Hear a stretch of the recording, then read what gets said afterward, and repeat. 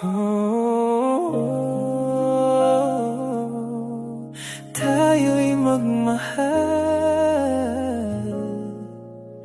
tayo'y magbahagi.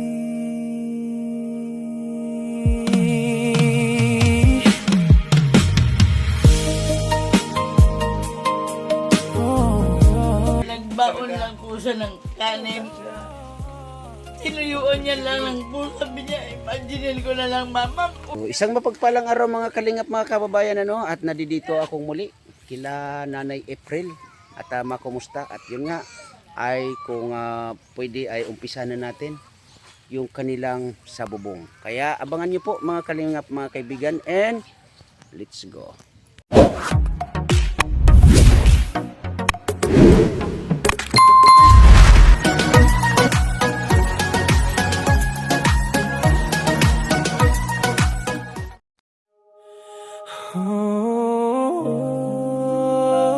Oh, tayo'y magmahal,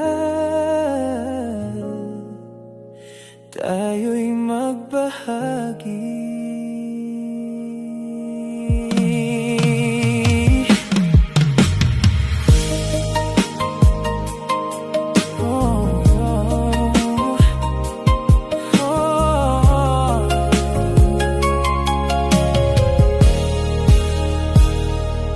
Isa lang akong tricycle driver, pangarap ko'y pag-asa'y maihatid. Kahit ako'y kapos sa buhay, may puso pa ring handang umalalay sa bawat... Ay, Kumusta kayo? ito po. Saan si Kuya Nanay? Nasa laot? Galoy! Galoy! Galoy! Yan din si tatay! Bigay, kapag tayo'y nagtutulungan, mas gaganda ang ating bayan. Kalingap Tatay Papsi, liwanag ng pag-asa sa gabi.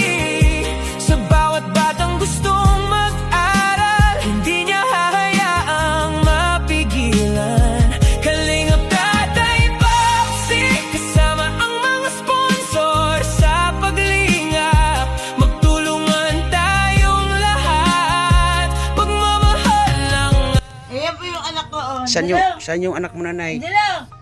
Dilo! Ito yung anak ko. Single mom at single dad na lumalaban, mga batang may pangarap sa buhay, ating samahan sa kanilang tagumpay. Hindi madali ang bawat hakbang, ngunit pag-ibig ang aking sandigan. Habang may taong handang tumulong, may So, titingnan natin kung ilang yero po to, mga kalingap, mga kaibigan, yan yung pinaka niya sa bubong. Ay titingnan talaga.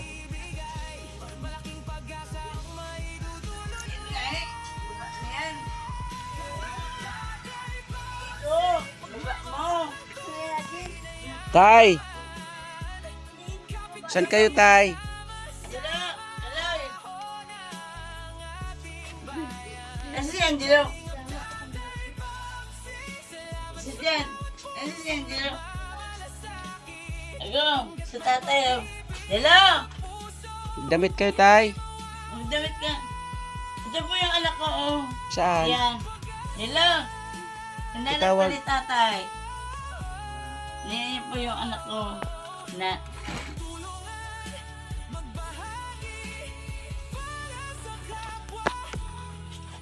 Dilo, dumiti ka. Nahiya Dumiti yata, ka, nahiya. dumiti ka. Ninanap ka ni tatay nung, nawala ka naman. Ayan po yung anak ko. Ito Na yung- grade 8. Ano, Nay? Nagbigyo Ano, Nay? po. Ano, Nay? Nung yung umulan po ng malakas ng isang araw, yun na po, inano niya yung mga ganitong style. Yung mga ganyan. Tinakpan niya, kahit po may ganito, nababasa po kami, Kahit may ganitong may ito. ganitong inulanan pa kami. Yung may mga ganitong may mga ganitong rubber, Oh, na dyan. ganito, yung ganito. Mm-mm-mm. Para tinakpan-takpan niya na po dyan. Okay, Para okay. hindi po ako mabasata. Hindi, ang gagawin ko nanay, bibilangin yung sirang yero kasi papalitan natin. Papalitan natin nanay ha. Tapos yung pinaka ano ng bubong, babaguhin natin nanay ha. Ano po? So, yun po no mga kalingap mga kaibigan sa mga naging nag-ambag-ambag dito sa bahay ni nanay April no. Ito po ay bibilangin po natin kung ilang yero ang sira dito Dito ko daw. para ito po ay maipakomponin ano. Sa Silvestre. Siguro ay lilinisin din po natin to. Yun nga, medyo nahihiya yung anak. Nako, may mga ano pala to na ano. May papalitan na kukulamber ano. Oo, yung pang ibabaw. Isa, dalawa. Oo. Lang natin. Siguro kung dugtong na lang ano. O, dugtong na lang dito. Oo, ngayon siguro matitibay-tibay pa naman yung mga ano. Tay, ang ano ito sa taas ng mga kapulang matibay. Mga matibay pa yung mga Pero palitan na yan sa iba. yung iba lang ang ano. Nilagyan lang ng ganito, oh. Nilagyan ng Yung ganito. pinaka-ano, Na- ano? Umula yung nakaraan. Maingay si nanay. Nilagyan nila ng Maingay si nanay. Na ano siguro. So parang na ano siya natutuwa si nanay. Oh, ilang yero yan. Bilangin, pakibilang. Ang dalawa. Oh, pakibilang yan kung ilang yero. Isa, dalawa, Dalawa. tatlo. Tatlo dito. Oh, tatlo. Tatlo dito. So, apat. Apat yan, no? Apat. O kasi baluktot na rin yun, no? Ngayon, Ngayon dito, apat lang dito. Apat lang dito. Apat. apat. Dito rin, isa, apat din. Apat din. Walo. Oo, kasi wala na rin to, oh. Dito sa balkon, mayroon pa sira. Walo. Dalawa man lang yun. Pero dyan tayo, dalawa. O, bali, 10. Pero yung 10 bubong. yero. Pero yung bubong. Pwera yung sa bubong. Pero yung bubong.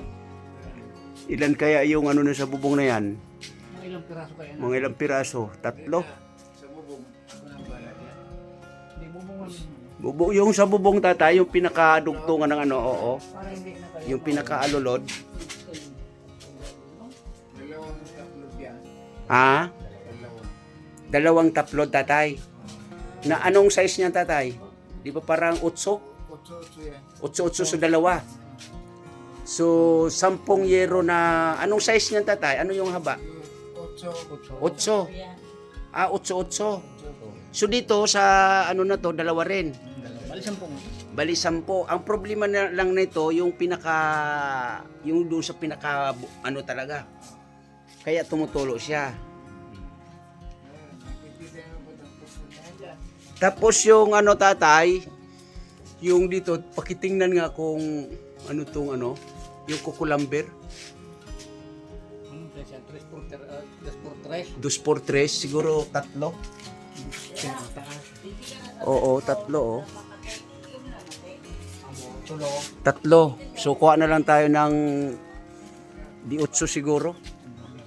O yan no, kasi pag ano dugtungan na lang. Oo. Dugtungan na lang siya. 60 lang yung ano. Okay lang tatay, okay lang. So humingi ng pasis tatay kasi nag-60 daw yung kanya. Kapatid mo yung tatay? Ah, okay. 60 Hello, alisin mo daw yung mga sabalo. Nagsisinta yung kapatid. Oh, sige lang tatay, sige. Hello. Hindi na kamutan. Okay lang tatay. Mga sabalo. So bukas tatay, mag-umpisa na tayo dito, maglinis. Lilinisin natin muna ito tatay, paligid, tapos tatanggalin natin yung mga dapat tanggalin dyan, tapos magdadala na kami ng materialis tatay, ano? Pinako ka mo. Oh, walang problema tatay. Napasubo lang ito dun sa kapatid kita. Nay, ano masasabi mo nanay na may papaayos yung bubong ninyo? Makiling maraming salamat sa ano po yung tulong nyo sa laki. Maraming salamat po sa paayos ng bahay ko. Pero ang gusto ko po may request yung tungkol po sa anak kong mag-eskwela na yung baga bitin-bitin talaga kami. Ay, kung hindi lang ako nakaano, ngayon nga, nagkautang-utang na kami sa mga project ng anak ko. Gusto talaga makapag-eskwela. nung ilang araw na nga, 3 araw na nga po, hindi naka-school yung anak ko dahil talaga hindi ko makaya yung ano ng anak ko na hindi maka-school lang. Asan ba yung anak mo, nanay? Kausapin ko Dilaw. ng mga sinsina, Diyan lang, nanay. tawag ka. 3 araw na po yan, hindi naka-school sa walang baon. So, anong pangalan mo uli? Angelo. Mampang ka. Ilang taon ka na, Angelo? 13 years old. Anong grade ka sa ngayon? Grade 8. Saan ka nag-aaral? Sa Imagaan. So, ang layo, di ba? Imagaan Yan, nagagi. to Magaragad. Or Sibago. Tama. Hanggang Magaan. Grabe, tatay, ano? Ikaw, Angelo, nag-iisang anak ni mama at papa mo, tama? Ha? Nag-iisa kang anak. Ikaw ang panganay at ikaw na rin ang bunso. Tama ba? Tama ba, nanay? Gusto ko lang sa anak ko. Matapos Nanay, siya. wait lang, nanay po. Ilan po ang anak ninyo, nanay? Sa totoo, yung totoo. Gusto ko po sa inyo. Dua. Pirang anak. Ha? Ilang anak? Ang totoo po, may anak po ako talagang, Mhm. nasa Maynila na po siya. Ilan taon nyo, nanay? Sa Jamil, Mhm. nasa 29 na. Ah. Pero, pinaalaga ko na po siya sa mga anak ko. Hindi ko nga po talaga siya kayang gampanan man talaga na kabuhayan namin. Dahil yung anak ko na yun, meron diferensya. Meron pang diferensya sa pag-iisip. Oh. Na may diferensya po sa pag-iisip yung anak ko na yun. Ayoko man yan, kaya lang. Pinaano ko na siya sa mga tiwin ko, sa mga tiyahin ko. Doon na nga muna sila. Ako, dahil hindi ko na po siya kayang ito na lang po yung ko. Pero kung kaya ko pa sila suportahan, hindi ko sila pag-iwalayin. Hindi ko sila pag-iwalayin, kuya.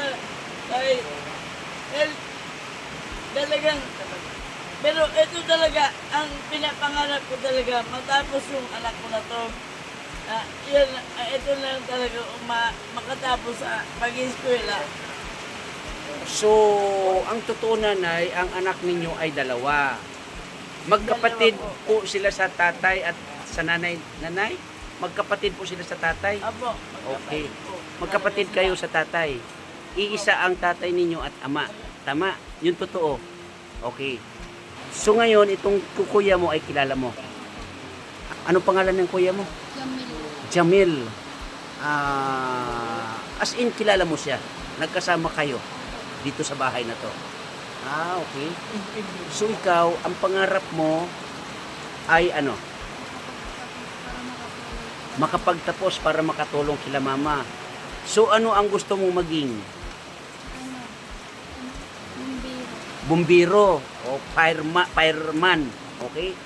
So ngayon ay ikaw ay grade 8. So malayo-layo pa ang iyong lalakbayin. So mga kalingap, mga kaibigan, ito ay may kwento na ang anak pala ni Nanay April na isa ay may sakit or may karamdaman, nanay. Anong karamdaman niya? Po. Anong karamdaman ng panganay mo na anak? Minsan po kaya hindi ko napatapos, nag-epilepsy po. Epilepsy victim itong anak mo. Pag, talaga, kahit sa ngayon, nag-epilepsy siya. Buti nagkaasawa si nanay doon. Yung kapatid po nung mama ko, inaalagaan na lang po siya. Hindi, no. Ang tanong ko, nanay, mayroon ba itong asawa na anak ninyo doon sa Manila? Wala po. Wala. So binata siya ngayon. Po. Ang nag-aalaga ay kamag-anak ninyo po. Okay. So, meron po itong epilepsy. Opo.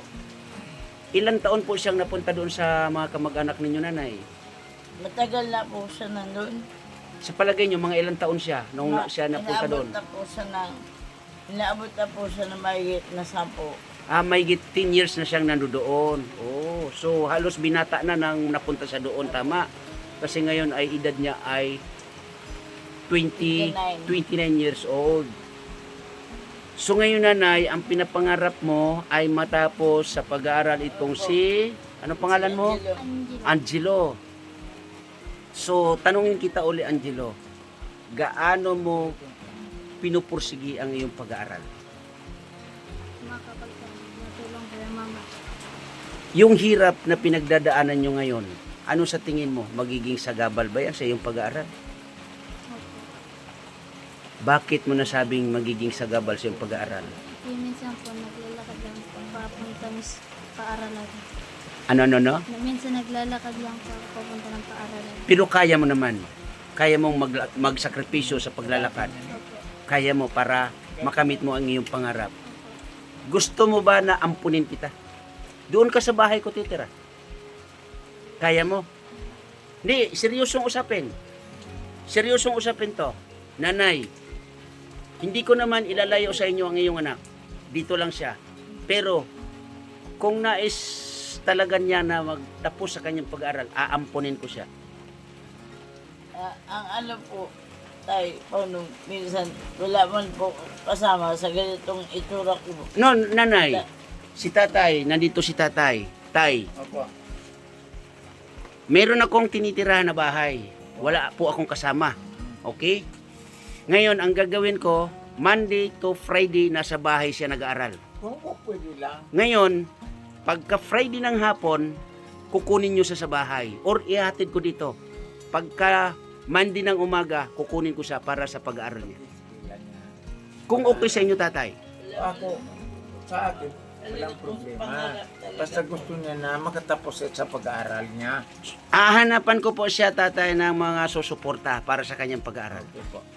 Kasi kung ganun yung sitwasyon dito, nanay, at ito ay naglalakad ng ganun kalayo, Galing dito yung magaan. mantakin ninyo galing dito, imagaan, aba, grabe. Ilang oras ka nakakarating? O, ilang oras ang pag pinaglalakaran mo?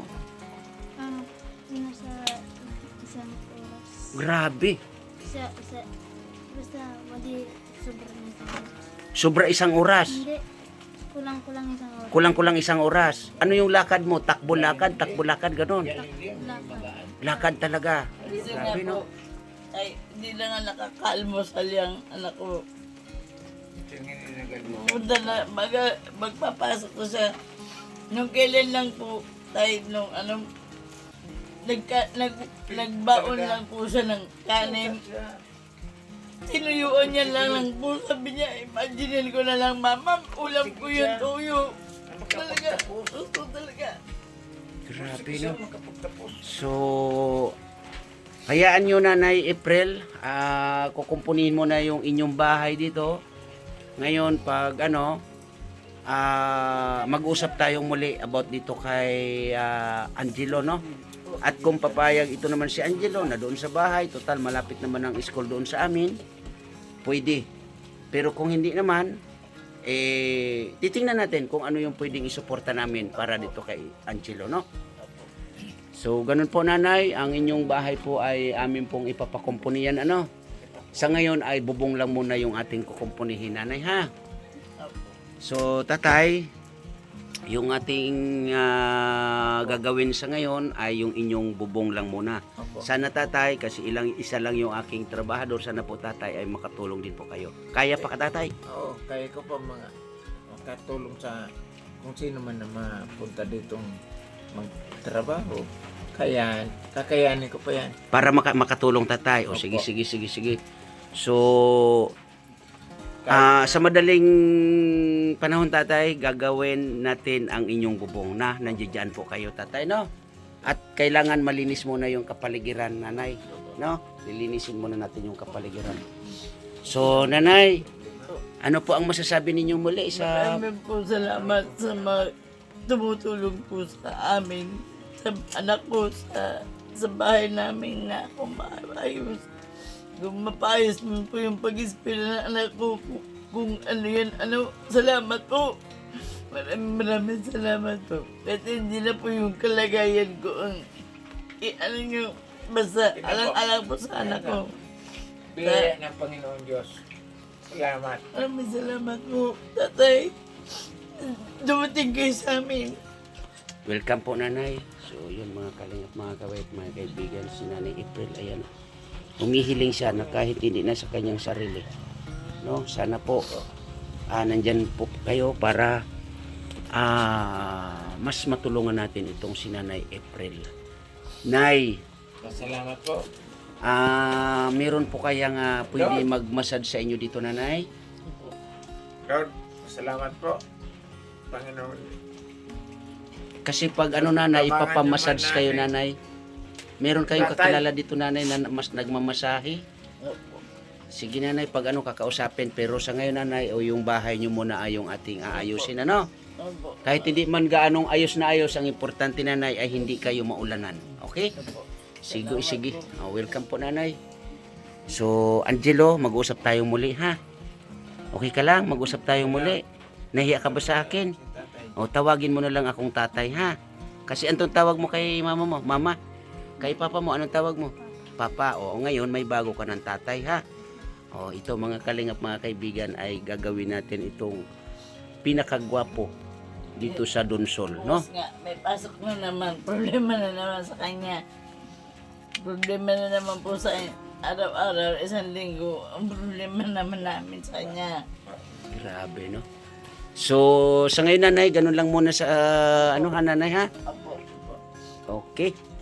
So, yun po, no? Nakausap natin si Nanay April na ayun nga ay isa sa talagang unang-unang kahilingan niya po yung kanyang anak na mayroon makatulong sa pag-aaral. So, kung papalarin, bahala na. Baka magkaroon ako ng ampon dito sa Donsol.